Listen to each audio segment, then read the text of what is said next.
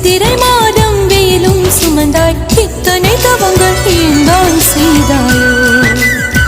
தேன் சிதறும் மன்மத மலரே இன்றே சொல்வாயோ இளந்தளிரே இளந்தளிரே வெள்ளி மலரன்று இயற்றிய தவம் எதற்கு பெண்மங்கை உந்தன் கூந்தல் சேருவதற்கு